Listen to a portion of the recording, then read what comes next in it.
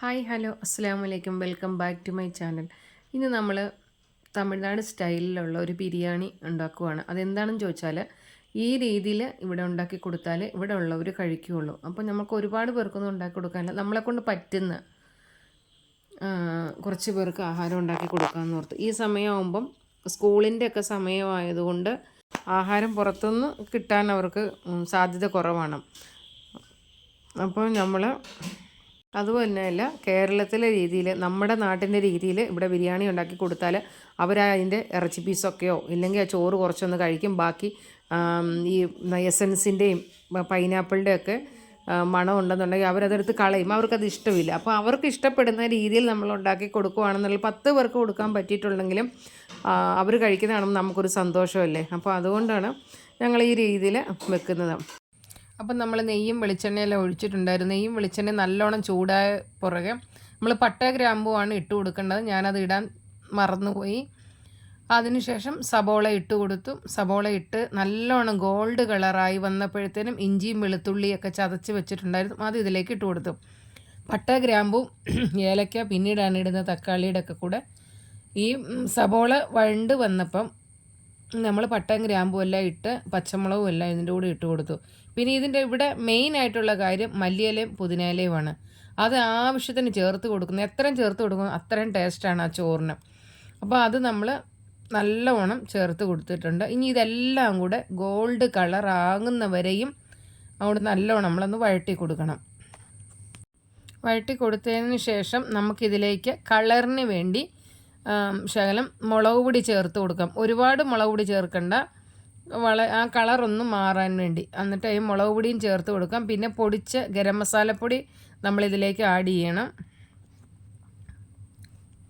അതിനുശേഷം നമ്മൾ ഇത് നല്ലോണം ഒന്ന് ഇളക്കി കൊടുത്ത് കഴുകി വാരി വെച്ചിരിക്കുന്ന ചിക്കൻ ഇതിലേക്ക് ഇട്ട് കൊടുക്കുക.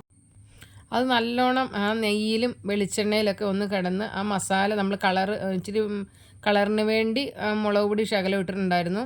അപ്പോൾ ഇതെല്ലാം അതിലൊന്ന് പിടിച്ചിരിക്കും. അതിനുശേഷം നമ്മൾ ഒരു കാര്യം വിട്ടുപോയായിരുന്നു, ഞാൻ ഉപ്പ് ചേർക്കാനുള്ള.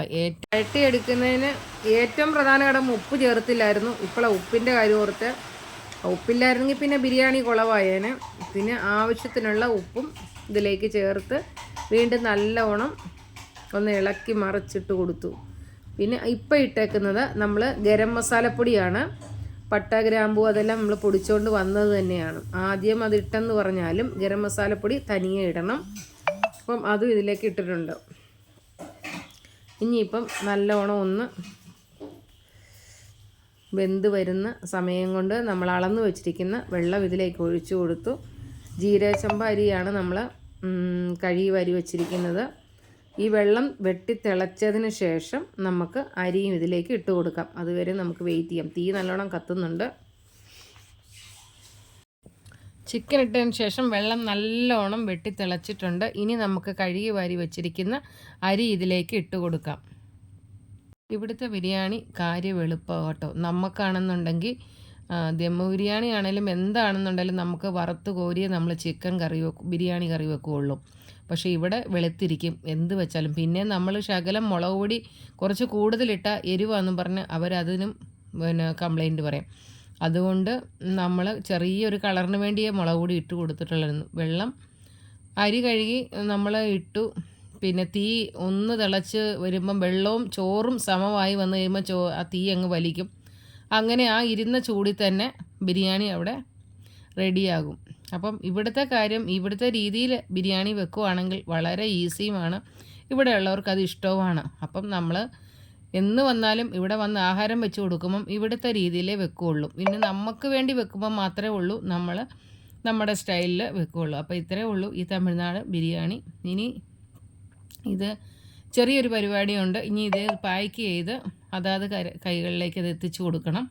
അപ്പോൾ നമ്മൾ പറഞ്ഞിട്ടുണ്ടായിരുന്നു ചോറ് ഉണ്ടാക്കുന്നുണ്ടെന്ന്. അപ്പം അത് ഒന്നില്ലെങ്കിൽ ഒരു റൂമിൽ വന്ന് വാങ്ങിക്കും, അതല്ലെന്നുണ്ടെങ്കിൽ അവരിയ്ക്കുന്ന ഇടത്തിൽ നമ്മൾ കൊണ്ടേ കൊടുക്കും.